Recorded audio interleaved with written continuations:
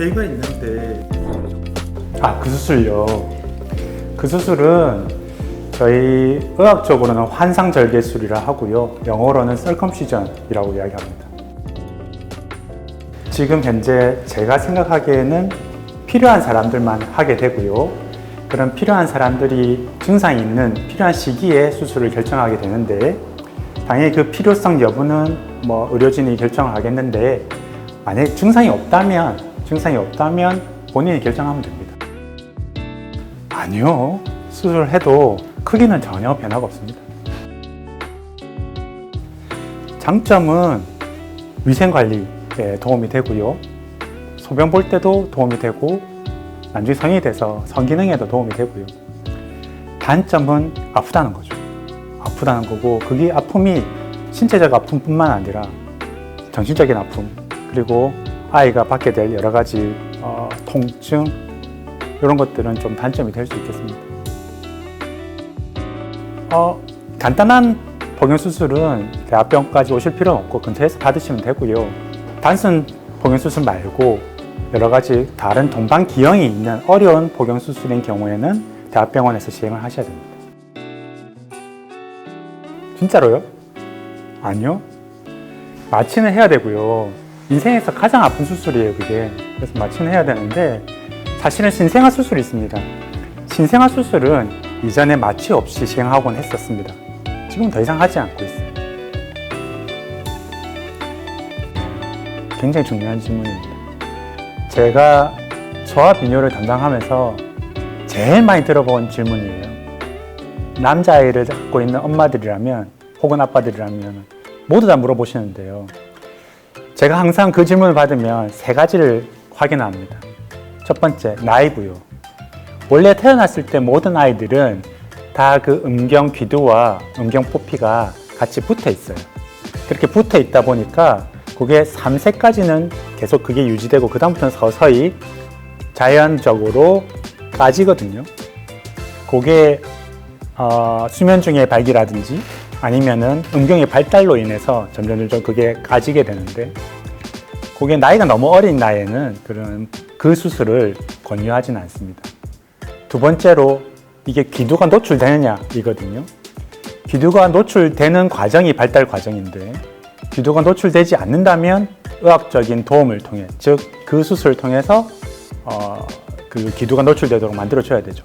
귀두가 노출되지 않으면 소변 보는데 불편하고요, 위생이라든지 감염 등등이 생길 수 있고, 마지막으로 성이 된 이후에 성기능에 영향을 줄 수 있습니다. 따라서 이런 수술은 증상이 있다면 그 즉시 시행을 하겠지만, 증상이 없다면 본인이 원할 때 시행하면 됩니다. 마지막으로 확인해야 될 게 동반기형이 같이 있는지. 그 동반기형이라 하면 잠복음경 혹은 요도하열 같은 이런 생식기에 같은 기형이 있다면 그 기형을 교정하기 전까지는 복용수술을 하면 안 돼요. 그래서 이런 세 가지를 꼭 확인하고 거기에 맞춰서 대답을 드리고 있습니다. 나이는 제가 흔히들 말씀드리는 게, 음경이 점점 급격하게 발달 전인 10세 이후에 시행을 하시라고 말씀을 드리고, 10세 이후가 좋은 이유는 전신 마취가 아닌 국소 마취로도 수술이 가능하기 때문입니다. 제가 80년대에 학교 다닐 때 우리나라 대한민국 남성이라면 지켜야 될 의무가 4대의 의무가 있습니다. 납세, 교육, 근로, 국방의 의무가 있습니다.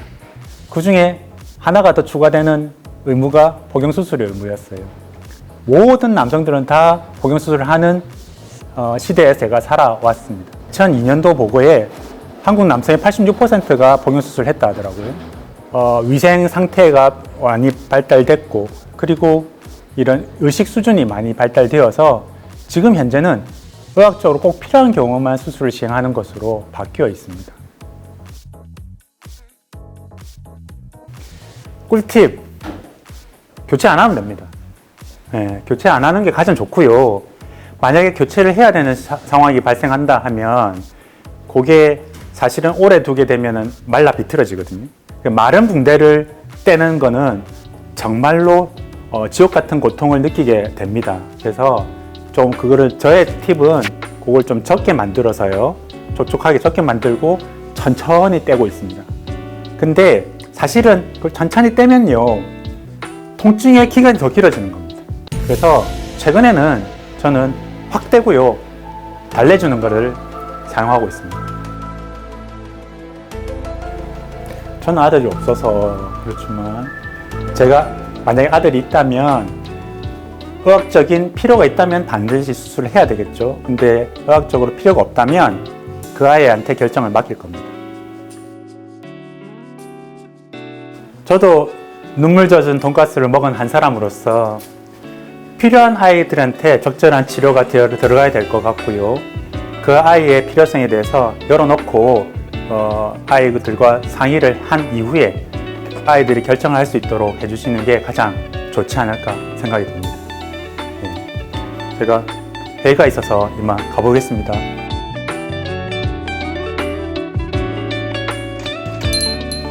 안녕.